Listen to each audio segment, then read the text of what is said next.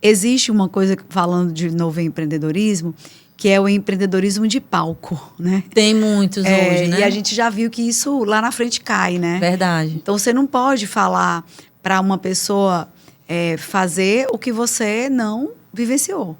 Então, você está ali, seguindo numa área de atuação e não consegue mostrar a sua experiência prática naquilo, dificilmente você gera credibilidade. Verdade. Então, esse processo de você escolher, eu vou escolher mais de uma área de atuação na minha profissão, beleza.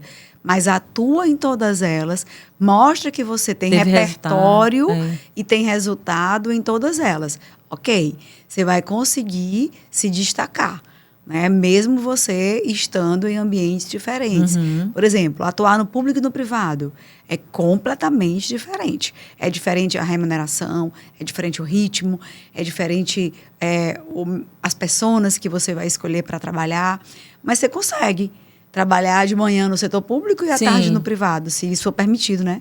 Na área que você estiver atuando. Mas, e você consegue mudar o seu posicionamento estando no setor público e estando no setor privado. E as pessoas vendo que você está atuando nos dois, ok, a tua credibilidade está validada.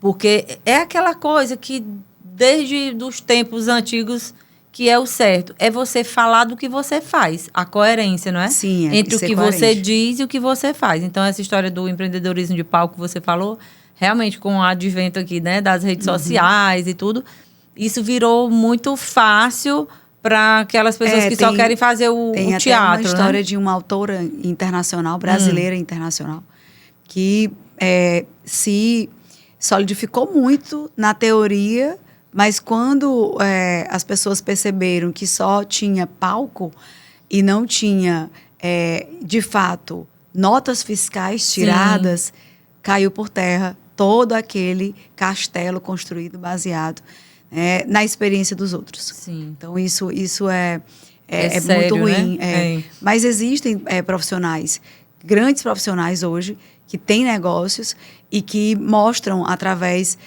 desse compartilhamento, né, no YouTube, nas redes sociais, no TikTok, no Instagram, que compartilha. O Rony da Reserva é um deles, né, que você percebe que ele tem a teoria e tem a prática. Com certeza. E ajuda muita gente a quebrar paradigmas, quebrar crenças. A Chili Beans também, outro dia eu estava Chili Beans, Cacau Show, são grandes empreendedores que também passaram por dificuldades. Sim. Venderam seus negócios, compraram outros, né? E são pessoas que estão ali permeando entre a teoria e a prática e conseguem provar isso. Com certeza. E aí, Janaína, eu até coloquei aqui, né, para você explicar para a gente essa diferença entre estar ocupado, estar produzindo e estar bem posicionado. Sim. Então, isso é muito importante, porque também existe uma crença nessa coisa até do empreender, né, e de quem está lá trabalhando dentro de uma empresa, de fazer carreira, é aquele que trabalha para morrer, não tira nem férias.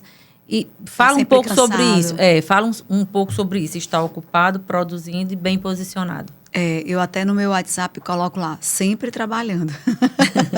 Porque sempre eu estou trabalhando mesmo. Mas não é reclamando, né? É porque para explicar para as pessoas que quando eu não atendo é porque eu estou trabalhando.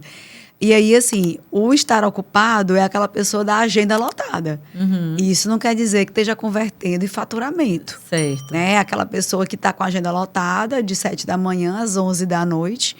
E ele tá, eu estou muito ocupado. Isso não quer dizer sucesso, né? Isso não quer dizer resultado. Ou estou produzindo muito, eu estou sobrecarregado muitas vezes, né? Eu estou produzindo. Tem muita entrega, mas também não quer dizer que esteja recebendo e sendo reconhecido como deveria. Sim. O estou bem posicionado, que é o que a gente deve almejar para nossa carreira, é aquela pessoa que está ocupado, que está produzindo, mas que é bem reconhecido, que é bem remunerado e que é valorizado. Sim, que as pessoas já olham com outro olhar. Com outro olhar, né? Eu digo sempre lá na Discar, né, na nossa empresa, assim, que tem aqueles, quando, sei lá, a empresa vai fazer uma promoção, está precisando de alguém para ser promovido, tem aquele nome que aparece automático na nossa cabeça. Tem aquele que nunca aparece, que pode até ser uma pessoa boa, mas a gente não sabe, né? Não Ou soube então se pelo posicionar. comportamento Isso, dentro da organização. Não mostra diferencial. O posicionado é aquele que mostra diferencial, que mostra de fato a sua estrutura. Eu tenho esse diferencial, eu trabalho muito, isso não quer dizer que o bem posicionado não vai trabalhe trabalhar, muito. porque também se vende muito isso hoje na internet, né? De trabalhar menos e ganhar mais. mais. Existem fórmulas para você Sim. fazer isso, né? Desde que você realmente posicione o seu produto ou seu serviço como um valor agregado maior. Sim. Mas isso depende também de mercado. Verdade. Então, dentro de um processo de trabalho, seja você empreendendo ou seja você empregado, você está ali trabalhando muito, produzindo muitas entregas, mas não está bem posicionado. Por quê? Porque você não tem uma estrutura que conseguiu com que as pessoas visualizassem isso. Então, aquele nome que vem automaticamente na cabeça das pessoas é aquele nome que a pessoa confia, porque tem comprometimento com a entrega, né, e com o resultado, né, com as agendas, com os resultados, mas que também consegue mostrar os seus diferenciais. Então, ele é o escolhido para ser promovido, ele é o escolhido para ser reconhecido, ele é o escolhido para que a empresa possa ali investir nele ou que alguém lembre dele. Enquanto professora, sempre lembro. Assim, me indica um aluno teu. Então, a gente é acostumado a indicar os melhores alunos, que não é o aluno que tira nota 10, sempre. É claro que o aluno que tira nota 10, ele tem sua competência, né? Mas é o aluno que é desenrolado, resolve problemas, entende o que é complexidade, entende o que é ali, disponibilidade.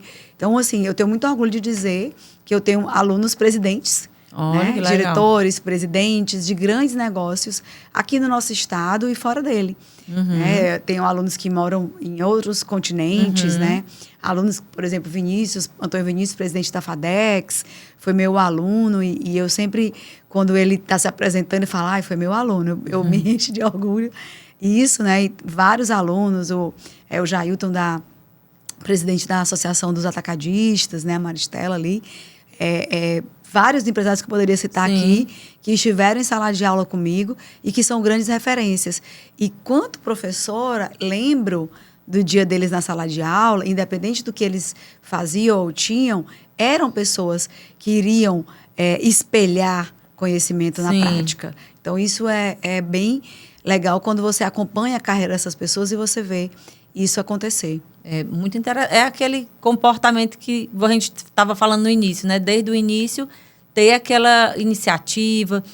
Quando eu fui fazer a minha segunda faculdade, quando eu cheguei aqui, a gente já tinha empresa e eu fui fazer administração de empresa. E aí eu ficava toda empolgada nas aulas porque eu via que aquilo ali, eu via acontecendo ali no dia a dia e eu gostava muito de contribuir. Né, de falar exemplos de coisas que aconteciam lá e tal. E eu percebia que os professores gostavam. E tinha alguns alunos, umas duas especificamente, que elas ficavam com raiva, porque elas achavam que a professora estava puxando o meu saco. Sim, que aparecia. Mas não, é porque a professora achava interessante, porque eu estava ali, por exemplo, estava falando de logística. Prática. Aí eu ia falar, olha, lá na nossa empresa é assim, o carregamento é feito assim, tem que fazer uma conferência antes de sair, e quando volta também confere, e não sei o quê. Eu ficava falando, a parte de vendas. Professor, isso é maravilhoso. Aí eles gostavam, né? Então, assim, eu sempre tive essa vontade mesmo de contribuir, porque na realidade eu estava ali para aprender. Sim. Né? E aí eu queria aprender e colocar lá na minha empresa, né? E melhorar lá a situação da empresa. E assim eu ia fazendo, mas tinha pessoas que não tinham essa vontade de, sei lá, de contribuir, ou não tinha, naquele momento elas não tinham um repertório, e mesmo assim não ficavam se sentindo bem, né? E aí os professores, você falou em professor, eu me lembrei que eles gostavam, me chamavam para conversar. A gente marcava. Até quebra o gelo na sala de aula. Fica mais agradável a aula, não é isso? Fica a aula é uma metodologia de compartilhamento de conhecimento. O professor hoje está muito mais como um monitor do conhecimento do que o mediador, né? Do que apenas um facilitador ali, um reprodutor de conteúdo. Porque na realidade, principalmente num curso de administração, se a gente não levar coisas práticas, o aluno sai de lá com um monte de teoria que na hora que entra dentro de uma empresa, o negócio é bem diferente. Lógico, tudo aquilo que a gente aprendeu serve como um embasamento ali, mas vai ter que ter vários ajustes E é aí no dia a dia que a gente aprende, né? O que diferencia você do que não fez a graduação é o conhecimento que você adquiriu. E É. como você usa o conhecimento depois que você adquirir, ele depende do seu repertório. Pois é.